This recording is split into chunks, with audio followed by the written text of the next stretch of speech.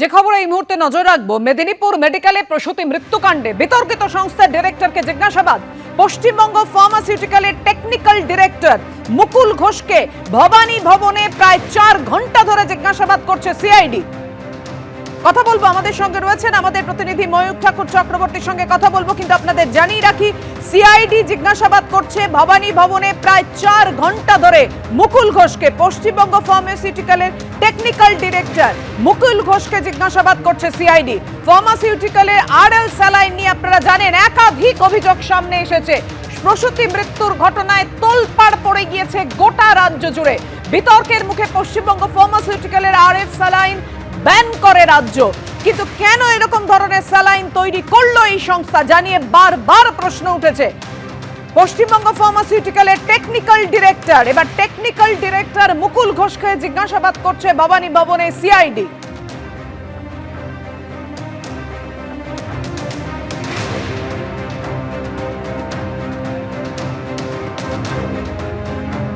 মেদিনীপুর মেডিকেলে প্রসূতি মৃত্যু কাণ্ডে আপনারা জানেন একজন প্রসূতির মৃত্যু হয়, তারপর আরো 3 জনকে এসএসকেএমে নিয়ে এসে ভর্তি করা হয়, তাদের চিকিৎসা করা হয় এখানে।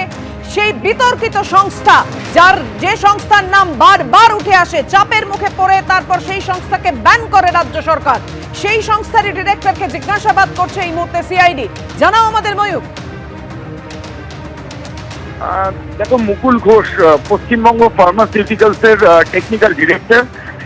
তাকে সিআইডির তরফ থেকে নোটিশ সিআইডি সূত্রে খবর, তাকে কিন্তু জিজ্ঞাসাবাদের প্রক্রিয়া হয়ে গেছে ইতিমধ্যেই। সিআইডির তরফ থেকে প্রায় 2.5 ঘন্টা সিআইডির তদন্তকারী আধিকারিকরা পশ্চিমবঙ্গ ফার্মাসিউটিক্যালস, যারা এই রিঙ্গার ল্যাকটেড স্যালাইন যারা প্রস্তুত করেন, চোপড়ার সংস্থা পশ্চিমবঙ্গ ফার্মাসিউটিক্যালস এর টেকনিক্যাল ডিরেক্টর মুকুল রায়, তাকে কিন্তু সিআইডির তরফ থেকে Mukul Ghosh, technical director Paschimbanga pharmaceuticals Mukul Ghosh, তাকে সিআইডির তরফ থেকে নোটিশ করা হয়েছিল। এবং সেই নোটিশের প্রেক্ষিতে এই টেকনিক্যাল ডিরেক্টর তিনি ভবানী ভবনে আসেন। প্লাস প্রায় 2.5 ঘন্টা গতকাল তাকে সিআইডির তদন্তকারী আধিকারিকরা জিজ্ঞাসাবাদ করেছেন এই রিঙ্গার ল্যাকটেড স্যালাইনের বিষয়ে। এই রিঙ্গার ল্যাকটেড, যেটা আমাদের কাছে খবর, ইতিমধ্যেই বিভিন্ন জায়গায় ব্ল্যাকলিস্টেড হয়েছে।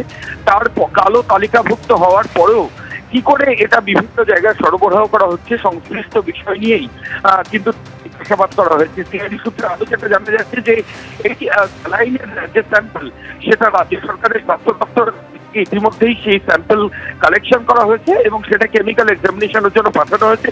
সেই রিপোর্ট এখনো পর্যন্ত হাতে আসেনি। যদিও মহামান্য কলকাতা হাইকোর্টে এই প্রসূতি মৃত্যুর ঘটনায় যে মামলা চলছে, তাতে কিন্তু রাজ্য সরকারের তরফ থেকে স্পষ্টভাবে জানানো হয়েছিল যে স্যালাইনের কোনো ত্রুটি ছিল না। সেই জায়গাতেই আমরা যেটা দেখলাম যে গতকাল সিআইডির তরফ থেকে পশ্চিমবঙ্গ ফার্মাসিউটিক্যালস যারা স্যালাইন প্রস্তুত করেছে, তাদের যিনি টেকনিক্যাল ডিরেক্টর রয়েছেন, তাকে কিন্তু নোটিশ করা হয় এবং প্রায় 2.5 ঘন্টা তাকে জিজ্ঞাসাবাদ করা হয়। আরো যেটা জানা যাচ্ছে যে এই সংস্থার আরো বেশ কয়েকজন আন্ডার স্ক্যানার রয়েছেন, তদন্তের স্বার্থে তাদেরকেও নোটিশ করে সিআইডি তদন্তকারী আধিকারিকরা জিজ্ঞাসাবাদ করবেন। ইতিমধ্যেই মেদিনীপুর মেডিকেল কলেজের বেশ কয়েকজন ডাক্তার, রেসিডেন্সিয়াল মেডিকেল অফিসার, তাদেরকেও কিন্তু সিআইডির আধিকারিকরা তাদের স্টেটমেন্ট এই প্রসূতি মৃত্যুর ঘটনায় রেকর্ড করে। ধন্যবাদ তোমায়।